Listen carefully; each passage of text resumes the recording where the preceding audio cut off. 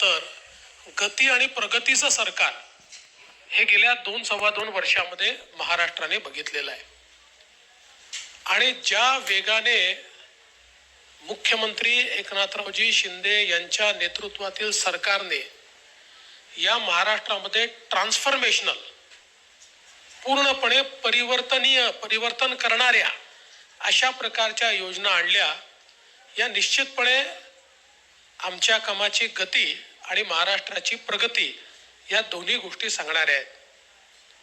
खरं म्हणजे ज्याचा उल्लेख या ठिकाणी झाला की महाराष्ट्र हे पहिलं राज्य आहे की ज्या राज्याने शेती विजेकरता स्वतंत्र शेतकरी वीज कंपनी स्थापन केली. या कंपनीच्या अंतर्गत 14,000 मेगावॅट वीज निर्मितीचं काम सुरू केलं सोलरच्या माध्यमातून आणि पुढच्या 15 ते 18 महिन्यामध्ये म्हणजे आतापर्यंत त्यातलं 1-1.5 मेगावॅट पूर्ण पण झालं. 15 ते 18 महिन्यात याचं सगळं काम डिलिव्हर होईल आणि त्यानंतर महाराष्ट्रातल्या शेतकऱ्यांना 365 दिवसा वीज ही आम्ही उपलब्ध करून देऊ. हा एक अत्यंत क्रांतिकारी निर्णय आणि काम, ही घोषणा नाही, याचा प्रत्यक्ष काम जमिनीवर आम्ही सुरू केलेलं आहे. आणि 8.5 रुपयांनी जी वीज पडायची ती वीज आता केवळ 3 रुपयाला पडणार आहे. त्यामुळे महाराष्ट्र सरकारचे 10,000 कोटी रुपये बजेटमधले आणि 5,000 कोटी रुपये क्रॉस सबसिडीचे आम्ही यातनं वाचवणार आहोत आणि याच्याच आधारावर आम्ही शेतकऱ्यांना मोफत विजेची योजना आणली. आणि म्हणूनच जे अजितदादांनी सांगितलं की मागच्या काँग्रेसच्या सरकारमध्ये घोषणा केली आणि नंतर बदलून गेले, कधी प्रिंटिंग मिस्टेक सांगितली, असा हा निर्णय नाही, तर अतिशय वेल थॉट, विचारपूर्वक कृती करून आणि पुढचे वर्षानुवर्ष हा निर्णय चालेल अशी व्यवस्था राहील आणि त्यांना दिवसा 12 तास वीज मिळेल. दुसरा महत्वाचा आम्ही निर्णय केला की शेतकऱ्यांना मागेल त्याला सौर पंप केवळ 10% पैसे भरायचे आणि त्याला सौर पंप मिळेल. 25 वर्ष विजेचं बिल येणार नाही. 5 वर्ष सगळी देखरेख ही सरकार करेल. चोरीला गेला तर इन्शुरन्स आहे, तुटफूट झाली तर इन्शुरन्स आहे आणि मागितल्यानंतर 3 महिन्यात त्याच्या शेतीमध्ये तो पंप लागतो. ही पण व्यवस्था आपल्या सरकारने केली आहे.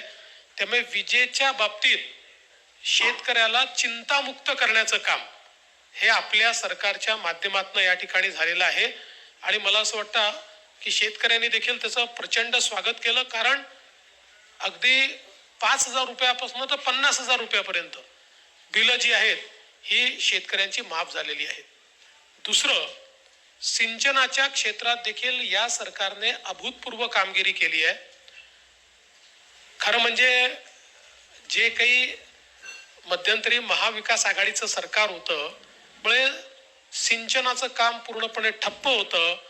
आता या सरकारमध्ये 145 प्रकल्पांना त्या ठिकाणी सुधारित प्रशासकीय मान्यता दिलेली आहे, ज्यामुळे 22,73,000 हेक्टर सिंचन क्षमता तयार होईल.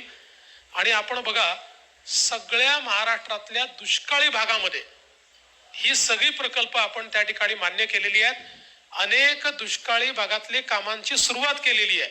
म्हणजे अगदी पश्चिम महाराष्ट्रातला दुष्काळी भाग असो, मराठवाड्यातला असो की विदर्भातला असो, कामांची सुरुवात देखील झालेली आहे. आणि सगळ्यात महत्वाचं, जे अशक्यप्राय वाटायचं, नदीजोड प्रकल्प, वैनगंगा, नळगंगा, पैनगंगा नदीजोड प्रकल्प 90,000 कोटी रुपयाचा, नार पार गिरणा नदीजोड प्रकल्प आपण केला. पश्चिमी वाहिन्यातनं वाहून जाणारं जे पाणी आहे 55 TMC, हे पाणी गोदावरीच्या खोऱ्यामध्ये आणून गोदावरीचं तुटीचं खोरं हे बॅलेन्स करून मराठवाड्याला कायमचं दुष्काळमुक्त करायचं आणि नाशिक आणि नगर जिल्ह्यातले जे काही वादाचे विषय आहेत ते पूर्ण संपवायचे. या दृष्टीनं त्याचीही कारवाई आपण पूर्ण केली, वैधानिक कारवाई पूर्ण केली. त्याच्याही संदर्भात सगळं त्याचं फर्स्ट स्टेजचं टेंडर आपण त्या ठिकाणी काढलेलं आहे. त्यामुळे यातली कुठली योजना ही केवळ कागदावर नाही सगळ्या टेंडर स्टेजला टेंडर निघालाय, अनुसंधान चाललेलं आहे. अशा प्रकारे सिंचनाच्या क्षेत्रामध्ये प्रचंड मोठं काम हे आपल्या सरकारने या 2-2.5 वर्षामध्ये या ठिकाणी केलेलं आहे. वेगवेगळे जे घटक आहेत, मग आपले निराधार असतील, विधवा असतील, पोलीस पाटील असतील, ग्रामसेवक असतील, अंगणवाडी सेविका असतील, कोतवाल असतील, होमगार्ड असतील, आशाताई वर्कर असतील, एकही असा घटक नाही की ज्या घटकाला आपल्या सरकारने दिलासा दिला नाही. आता काल परवाच होमगार्डचे जे मानधन आहे ते दुप्पट आपल्या सरकारने केलं आणि या सगळ्या घटकांना भरघोस अशा प्रकारची वाढ देऊन त्यांच्याही जीवनामध्ये परिवर्तन करण्याचं काम केलंय. तसंच वेगवेगळे जे समाज आहेत, मग ते आता आगरी समाज असेल, कोळी समाज असेल, गवळी समाज असेल, मासेमारी करणारे असतील, यंत्रमाग असतील, कुंभार समाज असेल, चिंपी समाज असेल, लोहार समाज असेल, सोनार समाज असेल, आर्यवैश्य समाज असेल, तेली समाज असेल, वेगवेगळ्या समाजांचे त्या ठिकाणी आपण महामंडळ तयार करून आणि त्या माध्यमातून लक्षित घटक म्हणून त्यांच्याकडे आपल्याला कसं लक्ष देता येईल हा प्रयत्न केला. आणि त्याच वेळी आपण अण्णासाहेब पाटील आर्थिक विकास महामंडळाच्या माध्यमातून 1 लाखापेक्षा जास्त मराठा तरुणांना उद्योजक करण्याचं काम याच सरकारने या ठिकाणी केलेलं आहे. मध्यंतरी तर जे 2.5 वर्षाचं सरकार होतं त्या सरकारने अण्णासाहेब पाटील आर्थिक विकास महामंडळांना कुलूप लावलेलं होतं. त्याला काहीही त्या ठिकाणी मदत करण्यात आली नाही. पण आज मोठ्या प्रमाणात हे काम आपण करतोय. अर्थात सहज उल्लेख करतो की पहिल्यांदाच पत्रकार आणि वृत्तपत्र विक्रेता यांचाही विचार या सरकारने केलेला आहे, हे देखील मला या निमित्ताने नमूद केलं पाहिजे. इन्फ्रास्ट्रक्चरच्या सेक्टरमध्ये सरकारने केलेलं काम अभूतपूर्व आहे आणि हे आपल्याला सांगायची गरज याकरता नाही की हे काम सोशल सेक्टरचं काम दिसत नाही, पण इन्फ्रास्ट्रक्चर सेक्टरचं काम आपल्याला पाहायला मिळतं. मग ते समृद्धी महामार्गाचं काम असो, ग्रामीण रस्त्यांचं काम असो, नवीन महामार्गांचं काम असो, की मुंबई आणि MMR रिजन मधलं वेगवेगळ्या प्रकारचं इन्फ्रा, ते माननीय मुख्यमंत्री सांगतील म्हणून मी त्याच्या डिटेलमध्ये जात नाही. पण मला असं वाटतं की इन्फ्रास्ट्रक्चरच्या क्षेत्रात या सरकारने जे काम केलेलं आहे ते अभूतपूर्व अशा प्रकारचे. आणि वाढवण सारखं बंदर, खरं म्हणजे हे जे काही वाढवण बंदर आहे हे महाराष्ट्राला पुढचे 25-30 वर्ष महाराष्ट्राची आणि देशाची अर्थव्यवस्था हे वाढवण बंदर चालवेल. कारण आज देशाचं 60% कंटेनर ट्रॅफिक JNPTचं पोर्ट हे हँडल करतं. JNPT पेक्षा 3 पट मोठं जगातल्या पहिल्या 10 मध्ये येणारं वाढवण बंदर, ज्याच्यामध्ये 10 किलोमीटर 20 मीटर डीप ड्राफ्ट आहे. जगातलं सगळ्यात मोठं वेसल देखील ज्या ठिकाणी येऊ शकतं. त्यामुळे भारताला आणि महाराष्ट्राला मॅरीटाईम ताकद जगातली या एका वाढवण बंदराने या ठिकाणी होणार आहे. आणि यातल्याही सगळ्या अडचणी आपल्या सरकारने दूर केल्या आणि त्या माध्यमातून मोठ्या प्रमाणात हे वाढवणचं बंदर या ठिकाणी केलंय.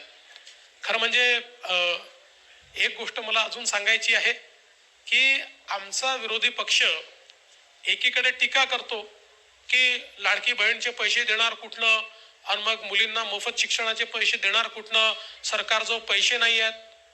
आणि दुसरीकडे त्यांचे नेते म्हणतात की आमचं सरकार आलं तर आम्ही 1500 2000 करू.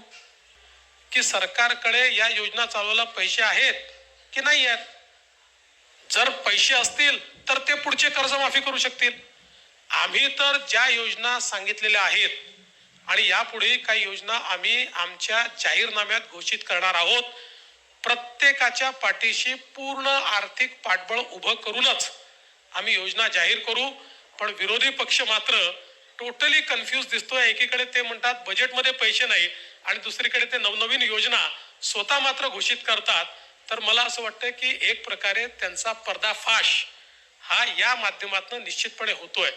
पण एक गोष्ट या निमित्ताने मला सांगायची आहे आणि विशेषतः लाडक्या बहिणींना मला सांगायची आहे की बघा, ऑलरेडी काँग्रेस पक्षाचे नेते हे कोर्टामध्ये लाडकी बहीण योजना बंद करण्याकरता पोचले आहेत.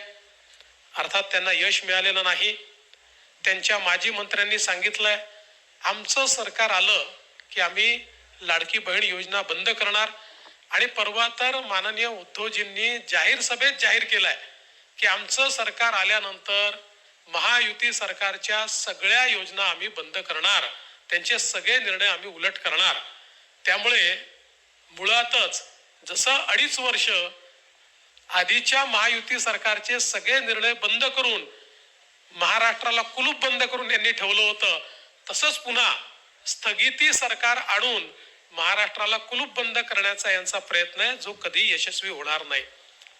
आता खरं म्हणजे अनेक आरोप हे लोक लावतायत, पण कायदा सुव्यवस्थेवर ते बोलत असताना त्यांनी आरसा देखील पाहायला पाहिजे.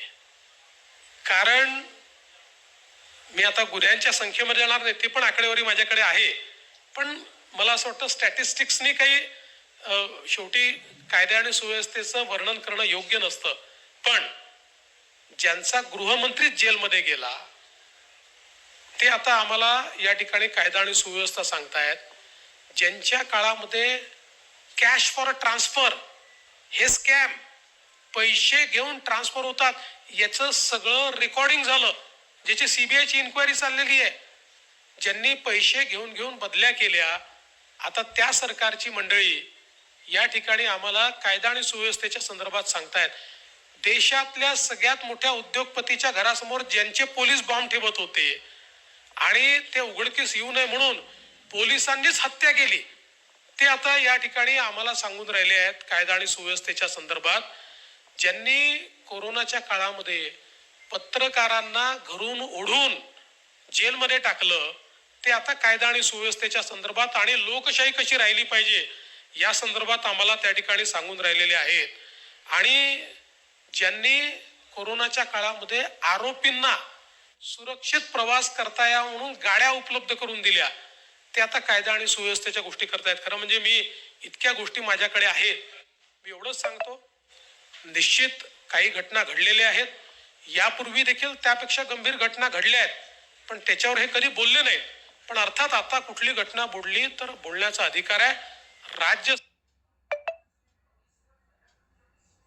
सरकारने कुठलीही घटना घडल्यानंतर तात्काळ कारवाई केलेली आहे आणि त्या ठिकाणी आरोपींना पकडण्याचं काम आपण केलेलं आहे.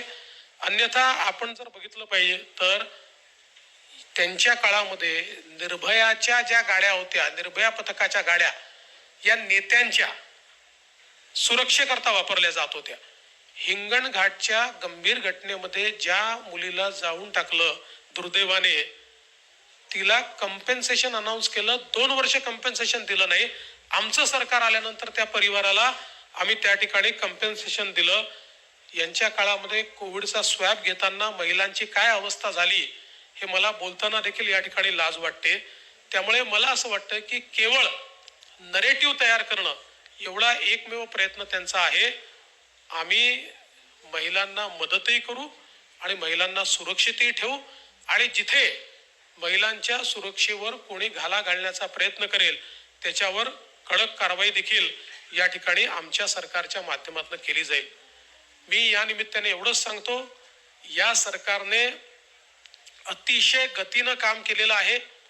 महाराष्ट्र वेगानं प्रगतीकडे चाललेला आहे.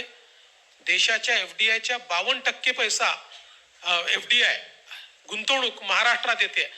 आता मला सांगा की देशाच्या 52% गुंतवणूक महाराष्ट्रात येते आणि हे म्हणतात गुंतवणूक गुजरातला चालली आहे. खरं तर मला असं वाटतं की गुजरातचे खरे अँबेसेडर जर कोणी असतील तर ते महाविकास आघाडीचे आहेत. कारण जे गुजरात महाराष्ट्र 1 नंबरवर असताना यांना गुजरातच दिसतो. हे गुजरातचंच गुणगान करतात. गुजरातचं गुणगान गाणारे महाविकास आघाडी, मी ज्या दिवशी आमचं सरकार आलं त्या दिवशी सांगितलं की 1 नंबर, तुमच्या काळात महाराष्ट्र मागे गेला, गुजरात पुढे गेला, आमचं सरकार येऊ द्या. आलं, आता आमचं सरकार आलंय, आम्ही 1 नंबरवर जाणार.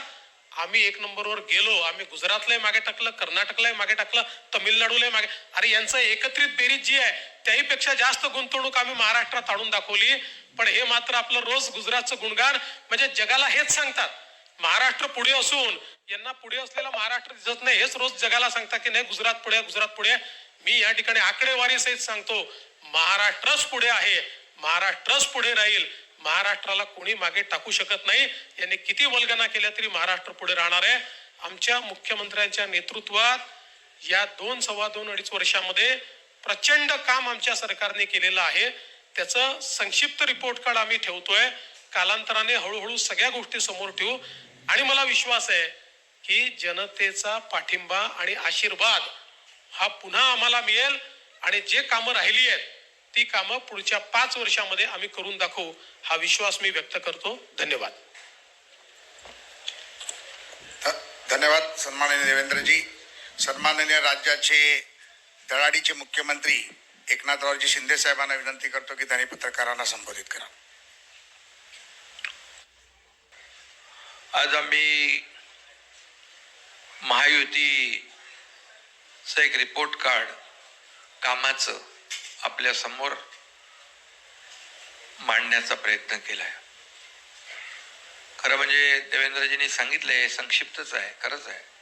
कारण एवढी कामं आम्ही केली आहेत की एका एवढ्या रिपोर्ट कार्डमध्ये ते मावू शकत नाहीत.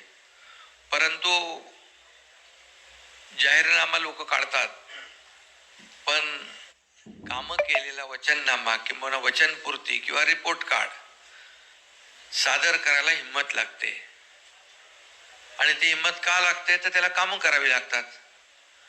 आणि म्हणून गेल्या 2-2.25 वर्षामध्ये महायुती सरकारने केलेली कामं या रिपोर्ट कार्डमध्ये संक्षिप्तपणे आम्ही मांडलेली आहेत. पुढे विस्तृतपणे आम्ही जी प्रत्येक विभागनिहाय सेक्टरनिहाय सर्व प्रत्येक घटकाला दिलेला न्याय त्या संदर्भात आपल्याकडे येऊच. परंतु महायुतीने गेल्या 2-2.25 वर्षामध्ये केलेलं काम जे आहे हे काम वाखाणण्यासारखं आहे आणि त्याची पोचपावती सर्वसामान्य माणूस देखील देतोय. आज आपण हे सगळे त्याला साक्षीदार आहात की एवढे निर्णय आता आज आपण पाहिलं तर इन्फ्रास्ट्रक्चरमध्ये माझ्या अगोदर दोन्ही उपमुख्यमंत्र्यांनी त्याला स्पर्श केलेला आहे. आज पायाभूत सुविधांमध्ये राज्य देशामध्ये नंबर 1 ला आहे. आज अटल सेतूच आपण पाहिला, तुम्ही प्रवास केला असेल, 1-1.5 तासाचं अंतर केवळ 15-20 मिनिटावर आलं. आज कोस्टल हायवे मुंबईचा पाहिला, त्याच्यावर आपण प्रवास केलाय. आज मेट्रो मधून आपण प्रवास करताय, समृद्धी हायवे वरून आपण प्रवास करतोय. मुंबई पुणे आता तो तर झालाय, त्याला आणखी आम्ही लवकर जलद गतीने कसं पोहोचता येईल त्यासाठी काम करतोय, केलंय. एक मिसिंग लिंक तिकडे करतोय, अर्धा तास अगोदर पुणे मुंबई प्रवास होईल. आज ज्या योजना म्हणजे इन्फ्रा प्रकल्प ज्या राज्यामध्ये इन्फ्रास्ट्रक्चर मोठ्या प्रमाणावर सुरू असतं त्या राज्याची प्रगती वेगवान होत असते. कारण शेवटी कनेक्टिव्हिटी महत्वाची असते आणि पायाभूत सुविधाही महत्वाच्या असतात. आणि जेवढं पोटेन्शियल आपल्या महाराष्ट्रामध्ये आहे ते पूर्णपणे त्याचा वापर करण्याचा प्रयत्न आम्ही केलाय. 2-2.25 वर्षामध्ये आम्ही सर्व काही केलं असं म्हणू शकत नाही, म्हणणारही नाही. परंतु 2.5 वर्षाचा कालावधी महाविकास आघाडीचा आणि महायुतीचा 2-2.25 वर्षाचा याचं कंपॅरिझन जर केलं तर 2.5 वर्षामध्ये सगळे प्रकल्प बंद पाडण्याचं काम केलं. मग ते आरे कारशेड असेल, मेट्रो 3 असेल, समृद्धी असेल, अटल सेतू असेल, सगळे प्रकल्प त्याच्यामध्ये स्पीड ब्रेकर टाकण्याचं काम केलं. आज मी सांगू इच्छितो आपल्याला की कारशेड जर आम्ही आल्यानंतर स्टे उठवून चालू नसतं केलं तर ते आणखी 10 वर्ष झालं नसतं. मेट्रो 3 आज आपण प्रधानमंत्री महोदयांच्या शुभाचे सुरू केलं. 13 ते 15 लाख लोक प्रवास करतायत. ते मला सांगितलं होतं तुम्ही त्याला स्टे द्या, त्याची चौकशी लावा, ते बंद करा. आणि या कारशेड आणि मेट्रो 17,000 कोटी रुपये त्याच्यामुळे त्यांच्या बालहट्ट असेल किंवा अहंकार असेल यामुळे वाढले. नाही तर 17,000 कोटी रुपये आम्ही आता आमच्या लाडक्या बहिणींना आम्ही आणखी जादा पैसे देऊ शकलो असतो. हे दुर्दैव आहे. अँटी डेव्हलपमेंट विजन ठेवून काम करणारे लोक. महाविकास आघाडीने 2.5 वर्षामध्ये आज पायाभूत सुविधा, ठीक आहे, पायाभूत सुविधा सोडल्यानंतर आम्हाला ते म्हणतात प्रसिद्धी तेच करतायत. अरे गुजरात आणि